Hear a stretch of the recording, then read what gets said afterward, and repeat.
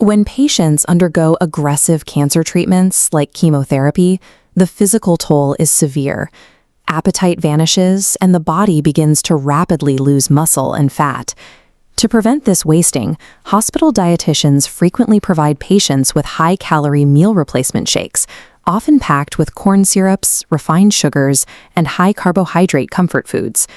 Cancer researcher Dr. Thomas Seyfried argues this standard approach ignores the underlying biology of the disease. His research suggests that cancer originates as a metabolic dysfunction rather than a genetic one, meaning these common medical diets are actively providing tumors with the fuel they need to thrive. The scale of the crisis is difficult to overstate. Every single day in the United States, 1,700 people die from cancer, roughly 70 fatalities every hour.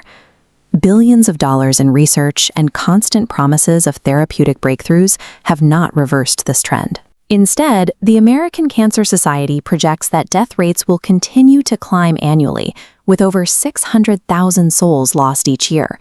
This lack of progress persists despite decades of intense clinical effort. The industry remains focused on a specific set of genetic targets, even as the primary death toll suggests the foundational understanding of the disease remains incomplete. This creates a stark biological conflict. While toxic therapies aim to destroy the tumor, the accompanying diet often provides the specific ingredients required for that tumor to survive. Mainstream oncology is built upon the Somatic Mutation Theory. This doctrine asserts that cancer is the result of random DNA mutations that occur strictly inside the cell's nucleus. This focus dictates how we fight the disease. Since it's seen as a genetic error, standard treatments utilize radiation and chemical poisons to wage war on DNA and cell division. But this theory faces what Nobel laureate Albert Szent-Györgyi called the oncogenic paradox. If cancer is purely genetic, it is unclear how entirely different environmental triggers, from viruses and chronic inflammation to radiation and chemicals, all result in the exact same erratic cell growth. To test the genetic theory, researchers performed a definitive experiment.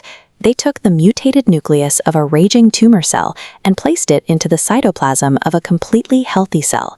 If the DNA mutations were the primary cause, the mu cell should have grown out of control.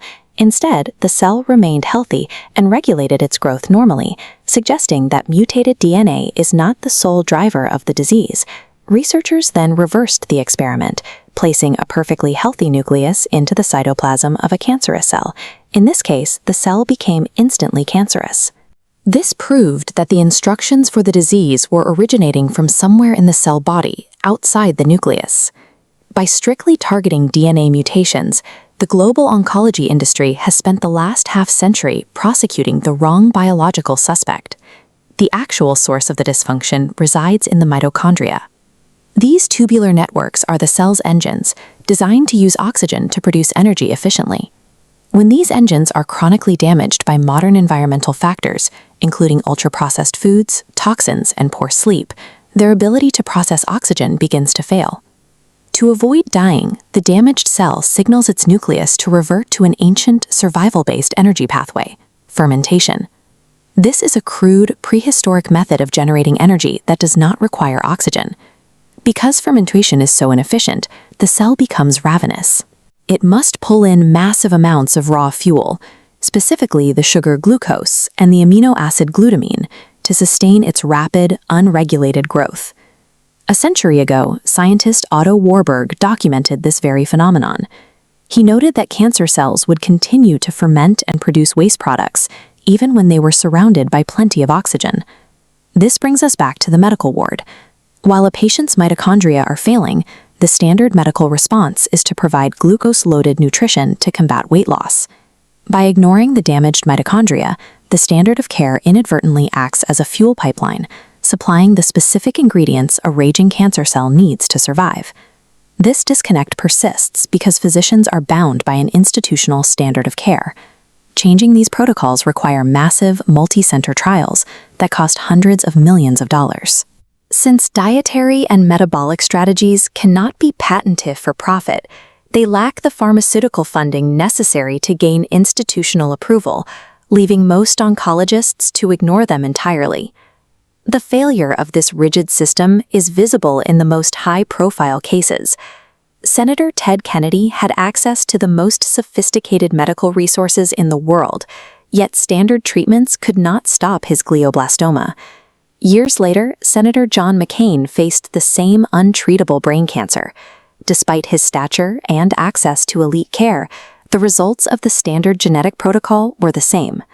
When Beau Biden succumbed to the same disease, it underscored a tragic reality. The standard approach, focused strictly on genetic mutations, fails universally against aggressive tumors. The institutional refusal to integrate a metabolic perspective has left patients defenseless against the energetic demands of aggressive cancer.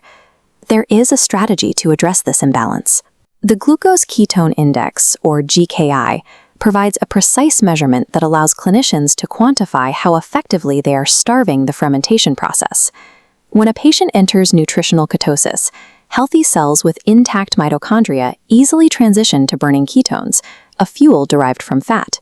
However, the damaged mitochondria in cancer cells are physically incapable of processing this fuel. Lowering blood sugar through this metabolic shift systematically starves the tumor. While the cancer cell loses its energy and begins to destabilize, the body's healthy cells remain shielded and energized. Applying metabolic pressure changes the math of standard protocols. A starving tumor is far more vulnerable, allowing for higher kill rates with significantly lower, less toxic doses of traditional chemotherapy. Treating cancer effectively requires more than just attacking the nucleus. It requires seizing control of the body's cellular engines to systematically starve the disease at its source.